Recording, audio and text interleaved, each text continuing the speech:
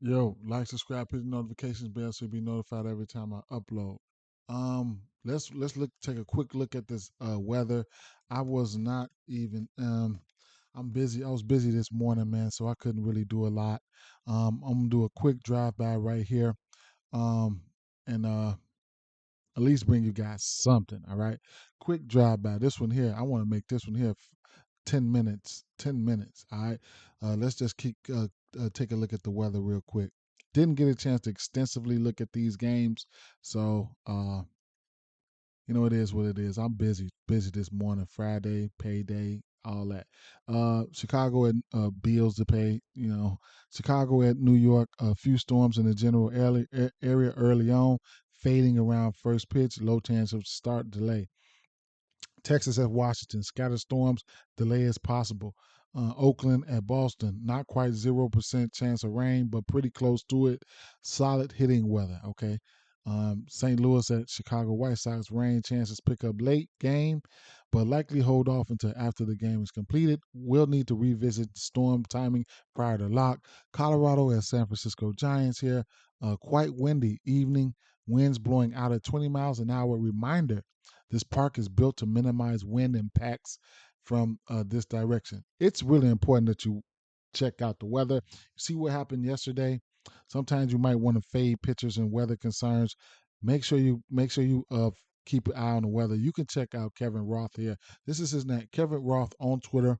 You can just come hit one of those weather links, and then you can check out the weather and follow him on Twitter. You get updates and shit like that. So with that being said, like yesterday, that Washington game, like why the fuck would you even start the game?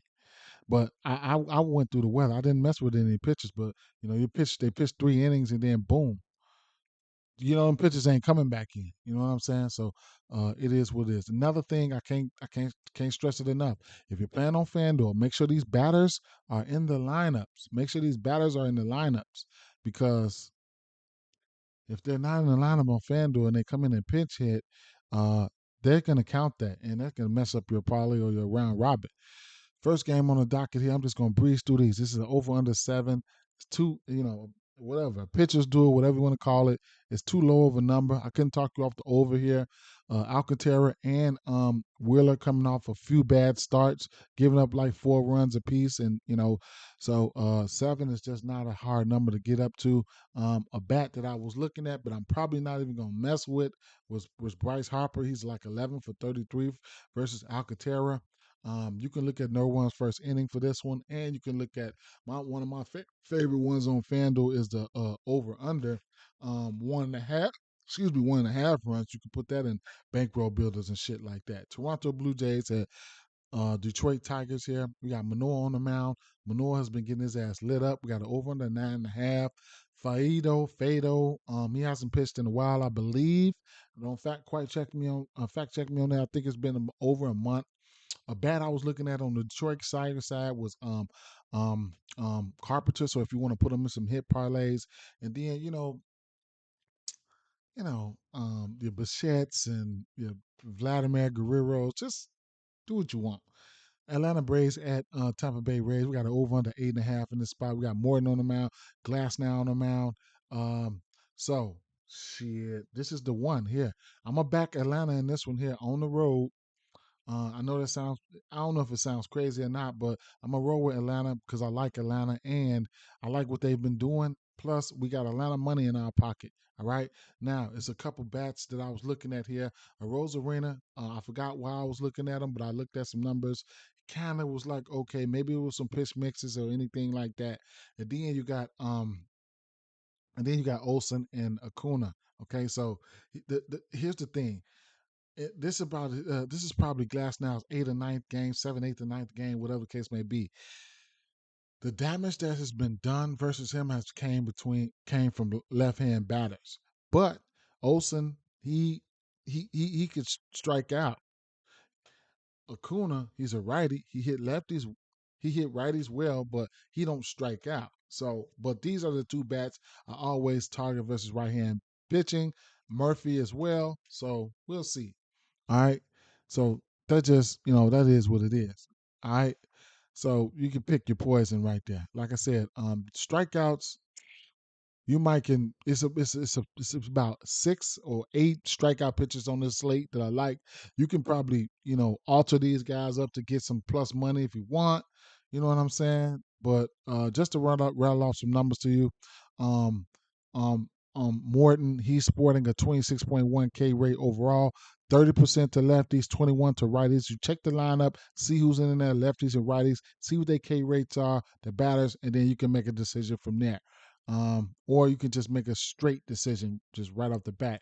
Um, you got Glass now. He's got immense K stuff, 36.4 K rating, 35 to lefties, 34 to 37 to righties. I don't know how long he's gonna be able to sustain that, and but he's got that shit. And then the barrel percentage, I'm quite sure that shit is gonna go down. But 18.3, like the damage that's been done to him has been coming from lefties. All right, so there you have that. Now, I'm gonna sprinkle something on Atlanta, man. Fuck it, but it is what it is. Couldn't talk you off the strikeouts for none of these guys. Couldn't talk you off anything from none of these guys. All right, over under 8.5 in that one. Chicago Cubs at New York Yankees. Rodon is making a season debut for the for New York, and then you got Italian Beef on the other side. So Italian gives it up versus lefties. Over 1,000 OPS versus lefties. If Bauer's in the lineup, then I'm gonna like him. If Rizzo's in the lineup, I'm gonna like them because these guys get bumps. Okay, they get bumps because of Italian Beef. All right, so you can look at those guys for hits. Throw me hits, parlays, whatever case may be, and just keep it on. Carlos Rodon has good K stuff, but don't know how long he's gonna be pitching. This is his season debut. Texas Rangers at Washington Nationals here. Not a favorite, not a fan of neither one of these pitchers here. Over under 10 in this spot. Favorite two bats, Seager and and Thomas. All right, Thomas over 1,000 OPS. Couldn't talk you off the hits, runs, and RBIs for neither one of these guys. Actually, Thomas, his runs and RBIs probably gonna like his a little bit more because it's at 1.5 at a minus 160 for a parlay piece. Um, um, Seager hit a bomb yesterday.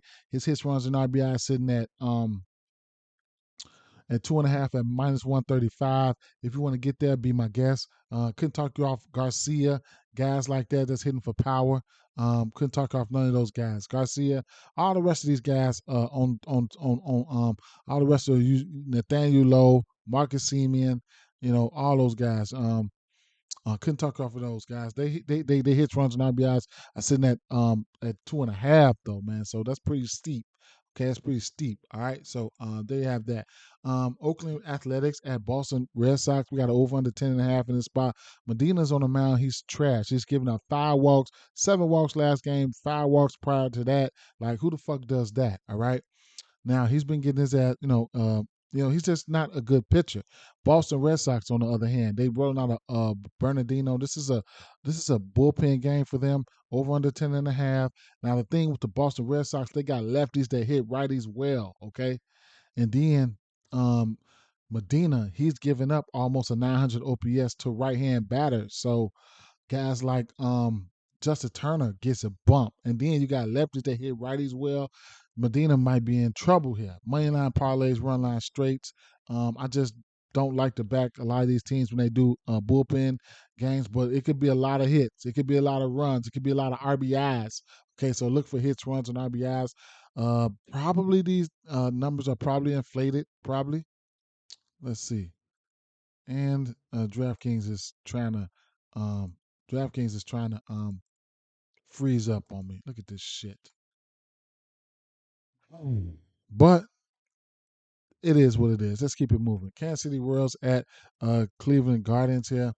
We got an over under 8 in this spot. If I'm picking a side in here, it's going to be Cleveland. I'm going to keep it moving. Cincinnati Reds at Milwaukee Brewers. We got an over under 7.5 in this spot.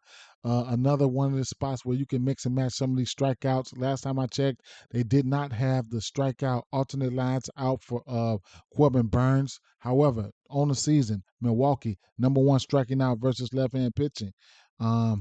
So that's, but they've gotten better. Okay, they've gotten better. So right now they only have Abbott alternate strikeouts out. They do not have Burns alternate strikeouts out for some reason. I don't fucking know. But I don't know if I want to get to that 8 strikeouts there. I was looking at his outs.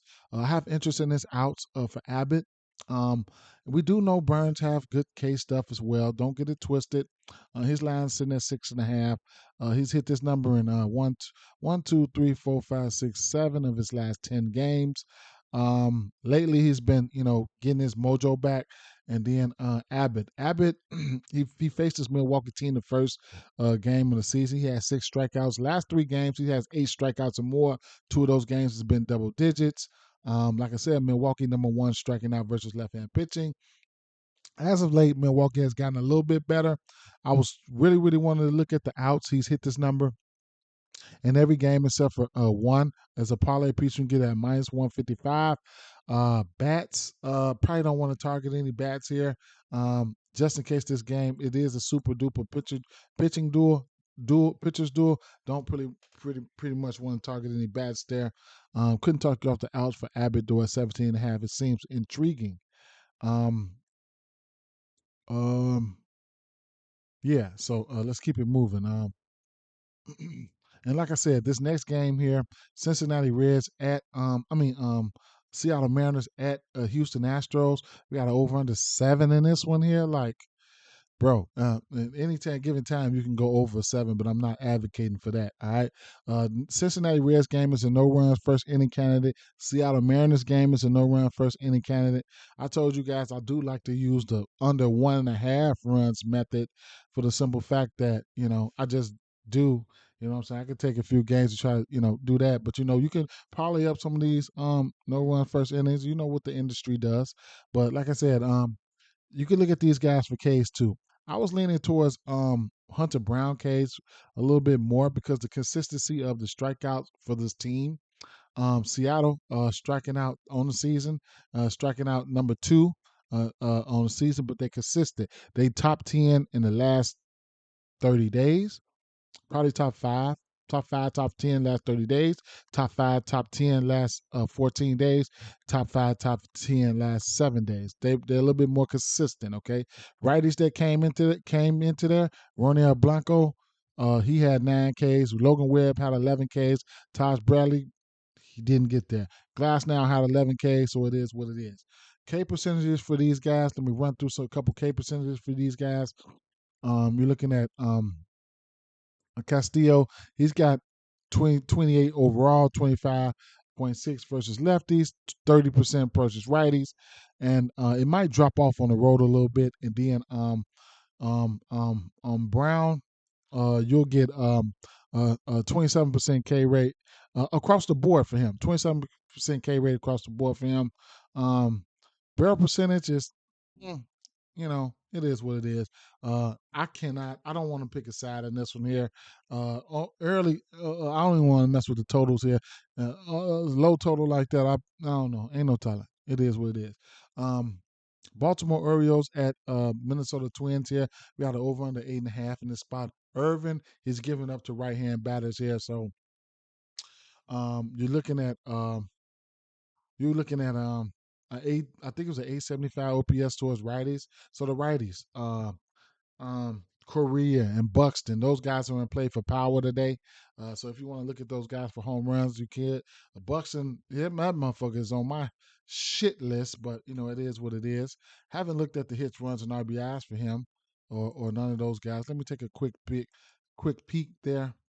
Um, Correa 2.5. Buxton 1.5.